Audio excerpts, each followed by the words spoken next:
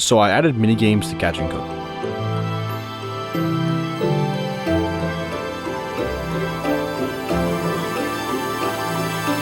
Let me show you everything else I added.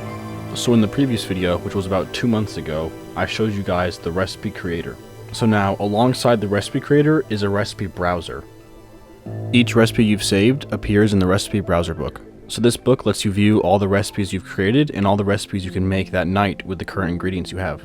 So each recipe has the title you named it as, an icon, and it also has the instructions on how to cook it beneath it. And when you scroll over a recipe, you can see all the flavors and textures that recipe has. So when you select a recipe, it brings you into the restaurant scene. Now this scene is where you'll take orders, you'll make your food, you'll plate it, you'll serve it, and all that. So to start, I added cookware. This is pretty much your pots and pans. So when I was making the cookware, I didn't want the player to be running around the kitchen filling up pots with water for steaming or boiling, so I decided to make each cookware item have a specific use.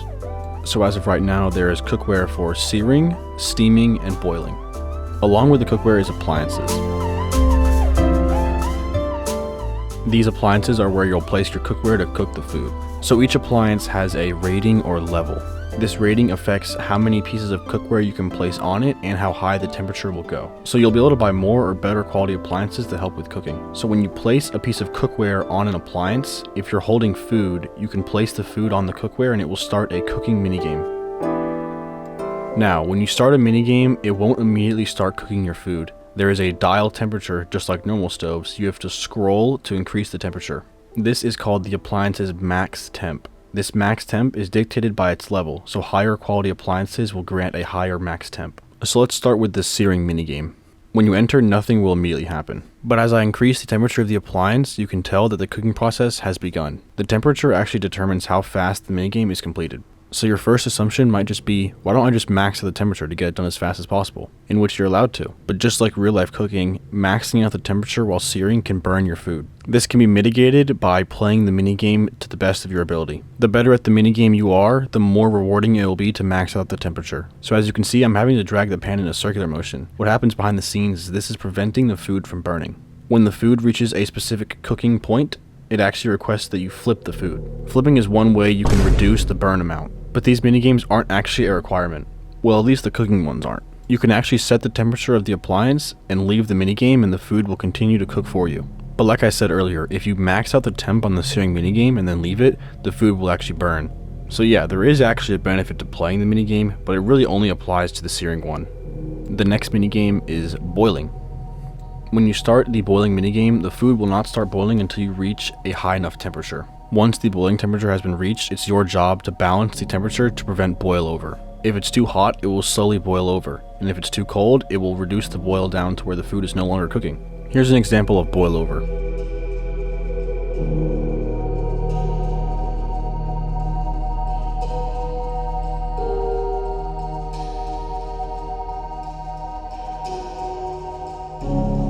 And here's an example of when the boiling is too cold. So that's pretty much the gist of the boiling minigame, so let's move on to the steaming one. It's essentially the exact same as the boiling minigame, except the end results are a little different. Like boiling, you have to prevent over-steaming. Over-steaming is actually indicated by the base of the pot wiggling around, kind of like this.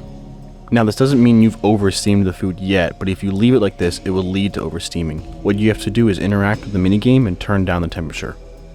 Now to avoid a lot of running around and chaos with the kitchen, I actually decided to make the steaming and boiling more of an idle minigame. You can't actually see the food in the steaming or searing minigame, so every minigame has a particle that displays when the food has reached perfection. So you get the food boiling or steaming and you can wander around and exit the minigame to do other tasks. These minigames are affected by the max temperature, but not as much as searing. The effect is nowhere near as apparent with boiling or steaming. Now it does mean you can turn it up really high near the end to get the food done faster, but leaving it high will cause it to oversteam or overboil. So with those 3 cooking minigames completed, we can move on to the actual slicing and dicing. Well.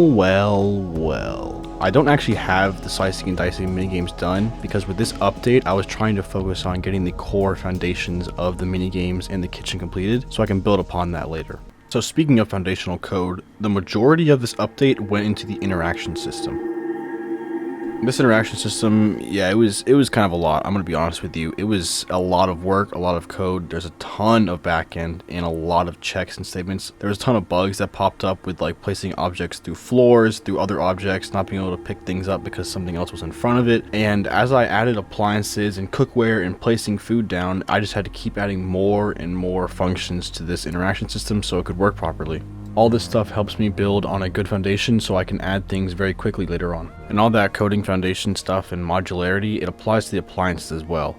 At first, each appliance could only hold one cookware, and I was thinking, restaurants have these gigantic stovetops that can hold 4, 5, 6 pots on them, so I decided to make it where appliances can hold any number of cookware on top of them as long as they have the stovetops for them. Along with 5 different stovetops or burners, each one comes with its own dial to control its temperature. This means you can have multiple mini games or cookware with all varying temperatures, all completing at different times. So cooking is about time management and efficiency.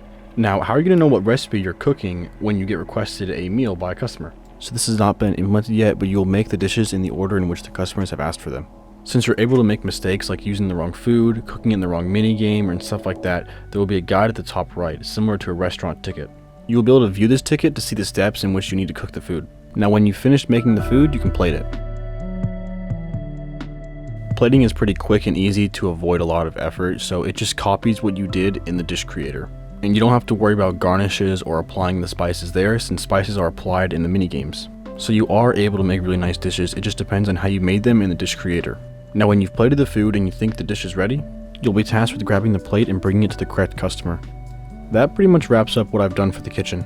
Now once I finish the slicing and dicing, I think my next update will be a very large art pass and just overall feel improvement. Now the kitchen functions just fine, but I think it feels a little clunky. I think the camera movements are kind of stiff and the animations need some work. So in the next devlog there should be a gigantic art pass. So that sums it up, and I'll see you guys in the next one.